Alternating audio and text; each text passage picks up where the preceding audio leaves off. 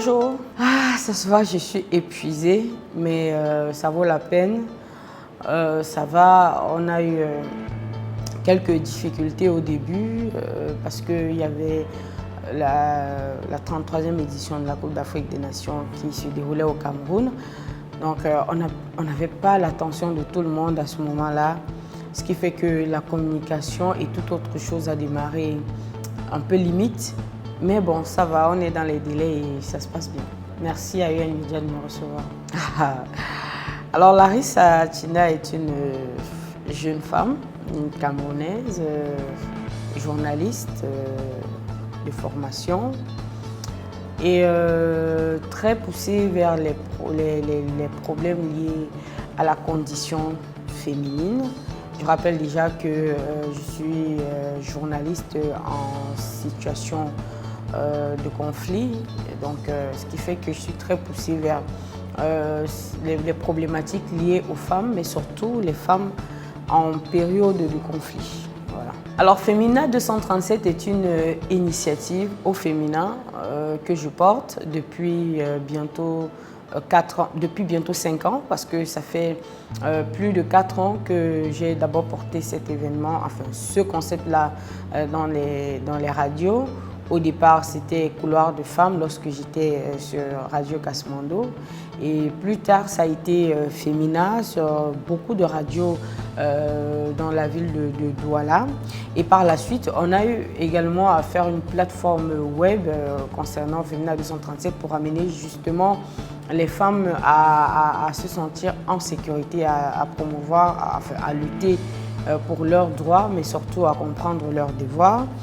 Donc aujourd'hui, Femina 237 a grandi. C'est une initiative qui se donne pour objectif de promouvoir, de protéger les droits de la femme et de la jeune fille. Nos missions sont centrées autour de la paix, du développement, de la justice, de la promotion surtout et de l'éducation. Donc c'est un peu ça en gros nos missions. Voilà, donc il est question pour nous de sensibiliser les femmes, de former les femmes, de protéger les femmes, d'être le soutien juridique des femmes, d'être le soutien des femmes, enfin, dans tous les aspects de la vie au Cameroun et surtout dans le reste de l'Afrique.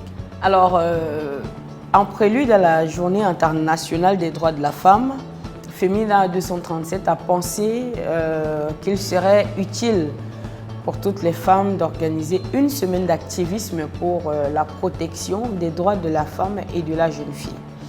Alors, c'est quoi la semaine? Pourquoi? La semaine, la mission première de la semaine est de célébrer la femme autrement. On s'est rendu compte que la Journée internationale des droits de la femme au Cameroun n'était pas du tout, enfin, pas comprise par la majorité des femmes, qui se limitent pour la plupart aux festivités, à avoir un pagne, à se retrouver entre elles ces jours-là. Et pourquoi pas se saouler la gueule? Alors on s'est dit non, c'est pas ça, c'est pas ce qu'on attend de la femme. La femme pour moi c'est le laboratoire de Dieu sur terre et la femme a une grande responsabilité qu'elle ignore encore. Donc lorsqu'on parle par exemple de nos missions, lorsqu'on parle de paix, de développement, d'éducation, de promotion, c'est à la femme de jouer ce rôle-là, même si elle en a besoin elle aussi. Donc, Femina a pensé justement qu'il était temps de mettre sur pied une semaine comme celle-là pour pouvoir rappeler à la femme son devoir, mais aussi protéger la femme lorsque nécessaire. Donc la journée est centrée autour d'éducation, autour de promotion, autour de solidarité. Donc, ce sera du 27 février au 5 mars prochain. Donc, on va débuter justement le 27 février par un match de football. Ce sera un mini tournoi de 4 équipes, bon 5 en plus de Femina qui logiquement ne compte pas. Donc, on va appeler ces équipes-là, justement ces entreprises et ces associations qui nous ont rejoints à se forger, à se consolider autour d'un même idéal qui est la promotion, la protection des droits de la femme et de la jeune fille. Donc, il ne sera pas question seulement de jouer avec des femmes, de faire avec des femmes. Parce que moi, je suis de celles qui pensent que s'il faille promouvoir ou protéger la femme, ça émane également des hommes qui font partie intégrale de la société. Donc ce seront des équipes formées à la fois d'hommes et de femmes qui vont devoir participer à ce mini-tournoi. Ensuite, le lundi 28, il sera question pour nous de faire une descente sur le terrain. Alors, la descente sur le terrain prévoit de rencontrer des associations, de rencontrer des initiatives, de rencontrer également des femmes dans la rue, dans les marchés et dans les entreprises aussi. Donc, il est question pour nous donc, d'aller vers ces personnes-là. Pour les associations et les initiatives, on prévoit des partenariats avec ceux-là pour pouvoir par la suite travailler. Par exemple, pour 2022, Femina 237 se donne pour objectif de scolariser 10 jeunes filles déplacées internes du nord-ouest et du sud-ouest, mais aussi de rendre autonomes, c'est-à-dire de donner non pas un emploi, mais un capital à 10 autres jeunes filles du nord-ouest et du sud-ouest, sachant que si on a autonomisé 10 femmes de ces régions-là, ça veut dire qu'on a autonomisé une centaine de femmes puisqu'elles auront besoin d'employer aussi d'autres femmes de ces régions-là. Et ça permettra au moins pour ces femmes-là de sortir de tout ce qu'on voit très souvent pour ces personnes-là qui se sont déjà rendues du côté de Bonabéré où elles sont nombreuses là-bas. Alors, de sortir de la promiscuité et tout, ça nous permettra au moins de jouer notre partition dans la résolution du conflit dans le nord-ouest et le sud-ouest. Donc, on va également rencontrer les femmes dans la rue, dans les marchés, pour leur parler de la nécessité de protéger leurs droits, la nécessité de connaître et d'appliquer leurs devoirs, la nécessité pour elles de vivre pour la promotion de la paix et le développement. Ensuite, mardi, on aura une table ronde centrée autour de la thématique « Mon métier, un moyen de protection des droits de la femme et de la jeune fille ». Il est question par là d'inviter tous les corps de métier possibles au Cameroun à cette table ronde et de leur dire que voilà, vous avez choisi un métier et il faut savoir que votre métier pourrait être utile dans la protection des droits de la femme et de la jeune fille. Je prends mon cas, je suis journaliste. Il faudrait que les journalistes, mes confrères journalistes, sachent que parce qu'on est journaliste, on a le devoir de protéger les droits de la femme et de la jeune fille. Moi, j'aime prendre le cas du conflit dans le nord-ouest et le sud-ouest. On parle de tout dans ce conflit, mais on ne parle presque pas de la situation de ces jeunes filles-là. On ne parle presque pas de l'impact du conflit dans la vie de ces jeunes filles-là.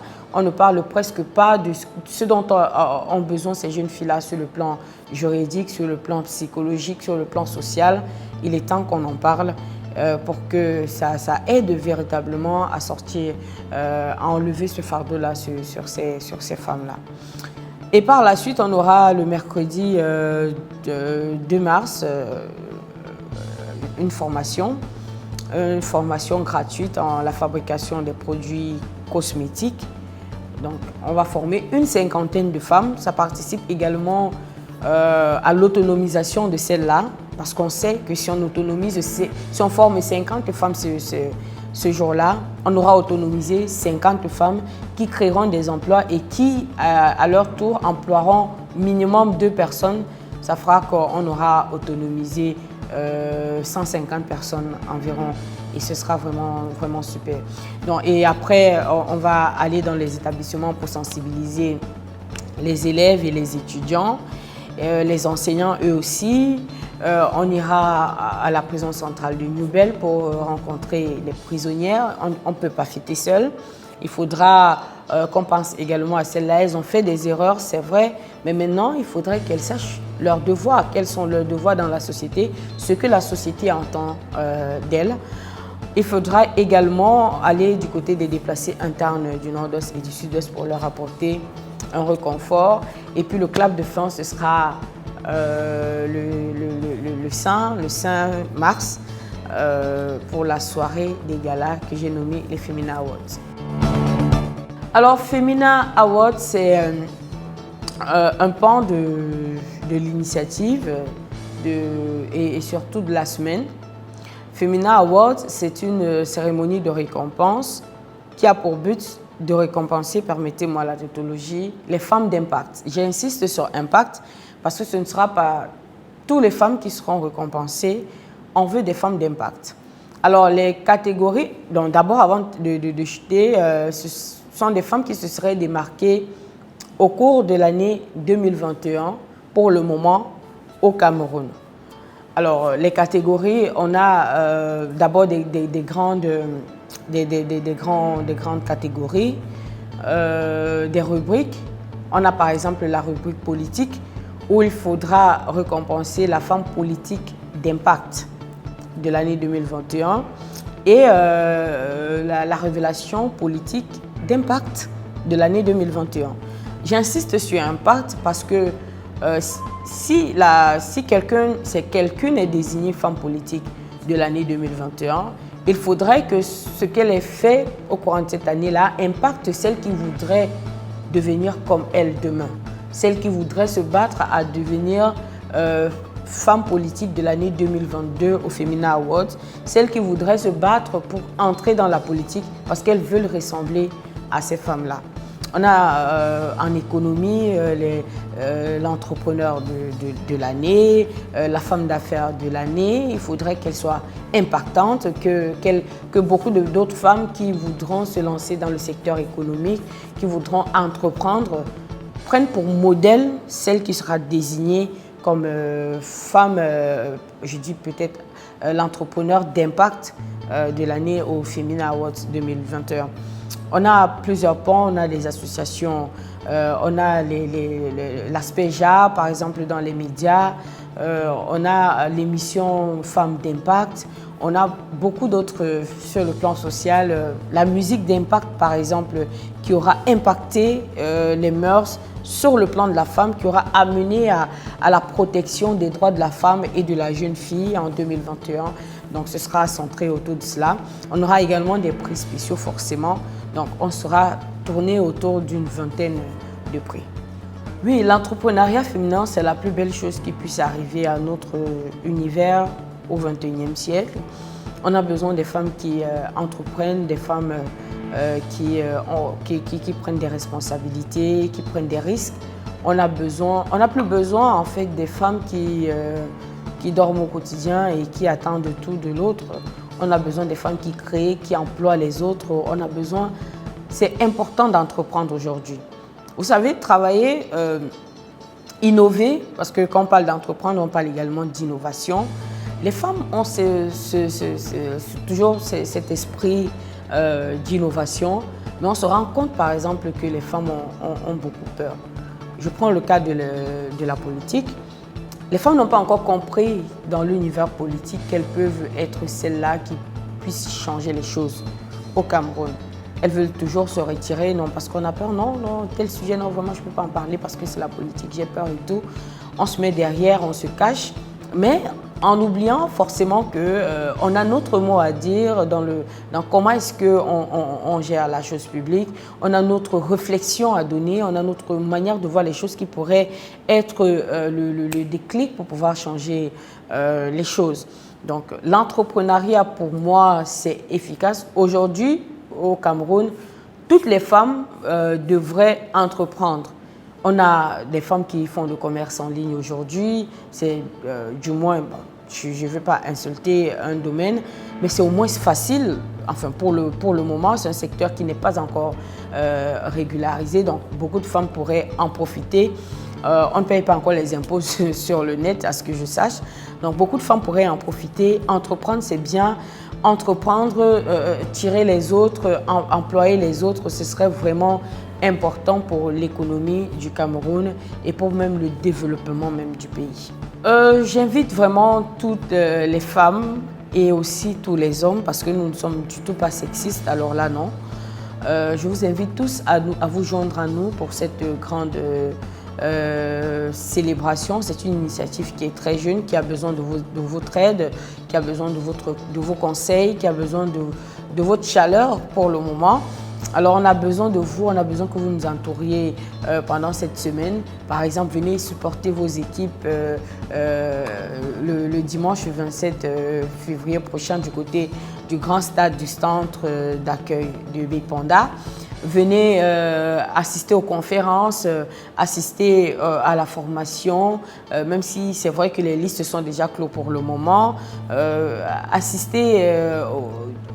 Participer par exemple à la sensibilisation dans les écoles, participer à la visite des déplacés internes et des femmes prisonnières, participer à la soirée de gala. Participer, nous avons besoin de nous et avec justement les contacts qui sont au bas de votre écran. Merci à vous.